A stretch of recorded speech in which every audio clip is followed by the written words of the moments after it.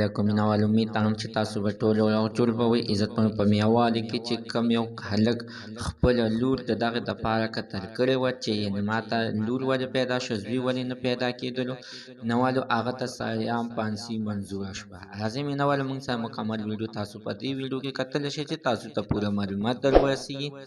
دې معلومات نه مخکې زه تاسو ته د یادونه وکړم تاسو که چېرې زموږ په دې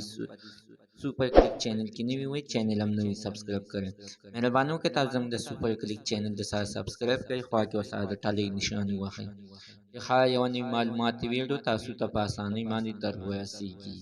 عزتمنو وروسته زه دغه شانتې بې ګناه قتل نه کېږي چې څنګه په تېره ورځ په میاوالي کې یو پلار زادې مړه ولګېدلو خپلې د 7 ورځو لور بې دردۍ سره په دغې دپاره قتل کړه چې یعنې لور مې ولې پیدا کېده زوی مې ولې نه پیدا کېدلو. نو ولې دا څومره د شرم خبره ده او څومره بې شرمه انسان دی چې د دغې دپاره د خپله خواږه لور قتل کوله. عزتمنو چې د دغه جینۍ مور اوس هم په سترګو سترګو باندې جاړي چې الله دا لور هم زما قبوله وه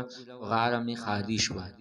یعنې غېږه مې خالي شوله. اوس عزتمنو په سوشل میډیا باندې همدغه اواز کېږي چې دغه پلار ته عدالت چې دی نو عزتمنو په سریام پانسي منظوره کړه. ښه خبره ده عزتمنو دا خو سریام پانسي راوت دې سنسار کې د هغې نه بعد د بې عزتمنو پانسي کې دا دې ماف نه کړی شي